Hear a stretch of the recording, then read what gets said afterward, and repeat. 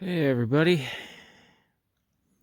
Well, I am starting a aspen cut here on this property. I've done quite a few other videos cutting aspen on this one, but this property is primarily aspen, so that's why we're cutting the aspen here, is because aspen makes great food and also great cover for deer when you get those trees to the ground. So it is the end of December here in Minnesota. We just got nailed with snow.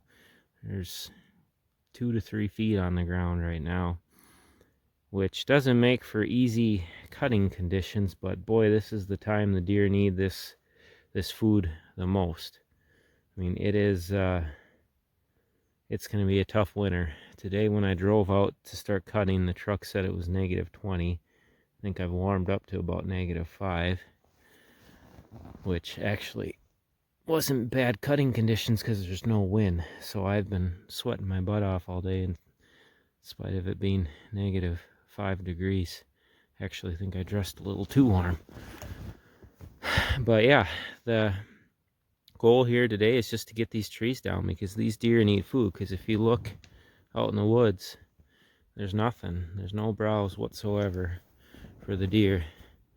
And you can see when we get these aspen down, there's going to be ample browse for the deer.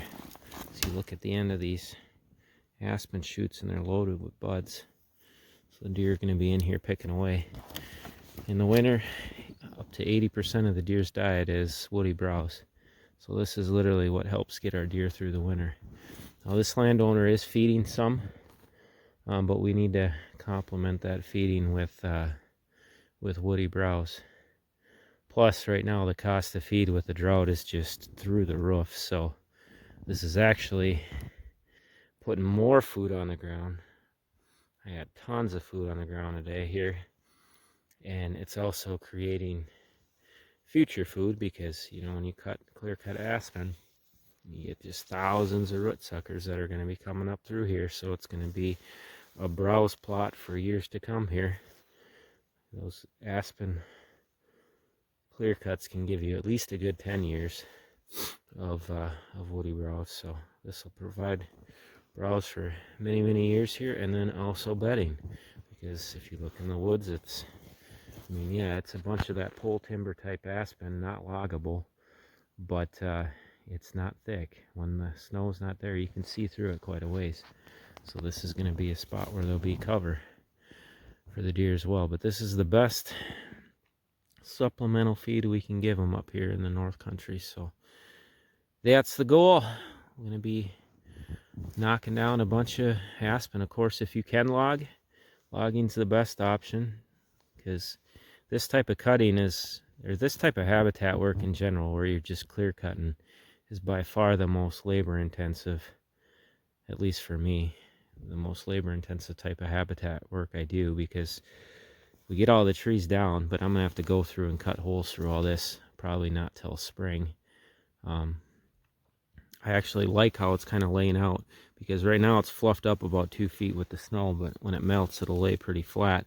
And when it's this pole timber type stuff, you kind of want it just to settle right to the ground, because it's not really giving you much for bedding structure. It's going to break down fairly quick. And the closer it is to the ground, the quicker it'll rot and get out of there. Now, if I had, 14, 16, 18-inch trees, which I got a few of them, that's where I can kind of carve out those little bedding nooks. And those trees will last a while, so they'll provide little bedding pockets. But a lot of this is just anywhere from 3 to 8-inch type trees. So that stuff will break down pretty quickly. But yeah, I like it because the deer will still be able to move through this when it spreads out nicely like that. But I do want to get a couple trails cutting through it, because it'll, for future bedding purposes, it'll help promote bedding in here. So yeah, I'll do a follow-up here. I'm going to be coming back in here another day or two. So I'll add to the end of this video here. We'll see if the deer come in here overnight. My guess is there'll be some of them that'll be checking it out, but we'll see. So I've been chainsawing for oh, I don't know, a couple hours at least. I looked at the time. The old cell camera right there has been dinging as I'm chainsawing away here. Deer just hammering the round bale that's over there. Crazy. But it's cold, there's deep snow, and they're hungry, so they could care less that I'm right here. And look, I got trees down within probably 100 yards of these deer, and they're just out there grazing away. Glad to be able to get some more food down for them here. Alright, just got back for day 2, and there were tracks that followed my trail back here, and around the perimeter of this cut there are tons of deer tracks. So they've already been in here. I haven't looked into the interior yet. I might have to, I'd like to wait till spring to blaze a hole through that, but I think I'm gonna have to get at least one good path cutting through it. But I'm gonna get more trees down today. But there was all kinds of tracks working around this, and they've already been browsing. So if you can see here, the tips have already been ate on. That one wasn't browsed, but they've been munching on this stuff. Oh, there's some right there. So yeah, it took them all of one day. I mean, you can see the tracks cutting around in my boot tracks from yesterday, but they're enjoying it already. So again, great way to supplementally feed. All right, I'm gonna fire up the saw, shoot a quick video when I'm done, call it good. Sorry, I gotta show one more quick spot. So tons of tracks here again, but boy, they're annihilating all of this. This is less than 24 hours later. They're hitting the buds. I mean, this whole boom, boom, boom. You can tell they're hungry. I don't know if you can see that on the video. You can see where the buds are sawed off. But yeah, great time to feed the deer. Alright, I think we're gonna call it on this spot for at least for the winter. So like I said, there's gonna be plenty of cleanup I'll have to do once the snow melts, but it's a lot of work cutting holes in this stuff with all the snow and digging through the snow to find the stumps and all that. So I did cut one kind of main hole into this slash here, just because I wanted the deer to be able to have access to as many of these buds as possible.